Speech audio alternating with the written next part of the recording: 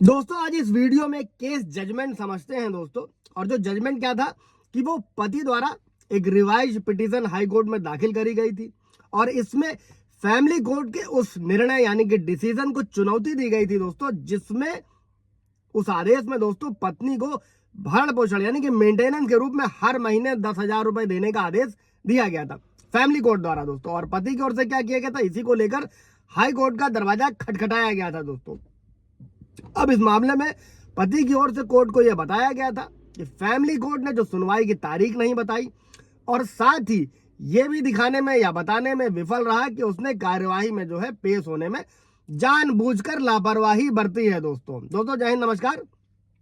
मैं advocate Ashish Mishra. Like कर दीजिएगा, शेयर कर दीजिएगा, सब्सक्राइब कर दीजिएगा ताकि इन्फॉर्मेशन और लोगों को मिल सके। दोस्तों किसी भी तरीके के मैट्रिमोनियल डिस्प्यूट में अगर मेंटेनेंस का मुकदमा चल रहा है और अगर फैमिली कोर्ट द्वारा मेंटेनेंस बांध दिया गया या फिर किसी तरीके से एक पक्षीय डिग्री दे दी गई है मेंटेनेंस की दोस्तों, अब ऐसे में इस मामले में क्या था, जो पति हाई कोर्ट गया था उसने यही कहा कि जो ये एक पक्षीय आदेश है इस वजह से अमान्य हो जाता है। और कोर्ट ने यह साफ किया कि फैमिली कोर्ट ने यह भी संकेत नहीं दिया था कि जो पति है उसने कार्यवाही में जानबूझकर वो उपस्थित नहीं हुआ और जानबूझकर लापरवाही बरती है।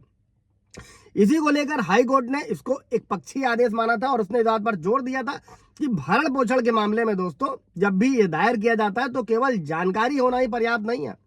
जो भी याचिका करता है या वादी है, प्रतिवादी है, ट्रायल कोर्ट द्वारा जो भी डेट दी जाती है उसके बारे में दोनों पक्षों को ही सूचित किया जाना चाहिए। और पटना हाई कोर्ट इस नतीजे पर पहुंचा था इस मामले में कि फैमिली कोर्ट द्वारा एक पक्षीय आदेश इन्हीं कारणों से अमान्य था। अब अभी पूरे केस जजमेंट को समझते हैं। अगर आपका भी कोई ऐसा मैटर है दोस्तों तो आप कैसे कर सकते हैं, कैसे यूज कर सकते हैं और कहां पर आपको क्या करना है जिससे मेंटेनेंस को खारिज कराया जा सके ऐसी किसी भी स्थिति में।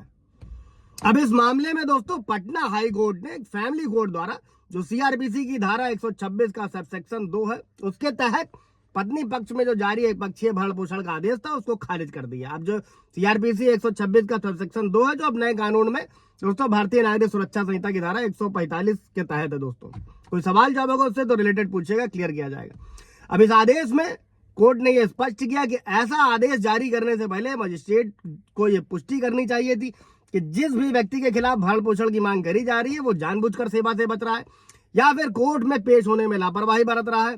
और जो दोस्तों भारतीय नागरिक सुरक्षा संहिता की धारा 145 है उसमें क्या है, भरण पोषण के किसी भी मामले में एक पक्षीय आदेश को रद्द किया जा सकता है और यह व्यवस्था करी गई है कानून में। और धारा के तहत जो आदेश की तारीख है, तारीख से ही सीमा अवधि शुरू होती है, ना कि आदेश के जानकारी की तारीख से। दोस्तों इसको भी नोट रखिएगा अच्छे से। और धारा के तहत अगर मजिस्ट्रेट को लगता है कि भरण पोषण के मामले में आदेश के लिए जो प्रस्तावित व्यक्ति है यानी कि पति है जानबूझकर कोर्ट में नहीं आ रहा तो वो मामले की तरफा सुनवाई कर सकता है, बशर्ते कि इस धारा के तहत अगर किसी व्यक्ति के खिलाफ भरण पोषण के लिए आदेश दिया जाना है दोस्तों तो उस व्यक्ति की मौजूदगी में ही सबूत लिए जाएंगे। अगर उसकी मौजूदगी से छूट मिलती है तो उसके वकील की मौजूदगी में सभी सबूत लिए जाएंगे। अगर किसी व्यक्ति के खिलाफ भरण पोषण के मामले में आदेश दिया गया है दोस्तों और वो अच्छे कारण बताकर 3 महीने के अंदर आप जो है वो आवेदन कर सकते हैं और इस आदेश को जो मेंटेनेंस का आदेश है उसको रद्द किया जा सकता है।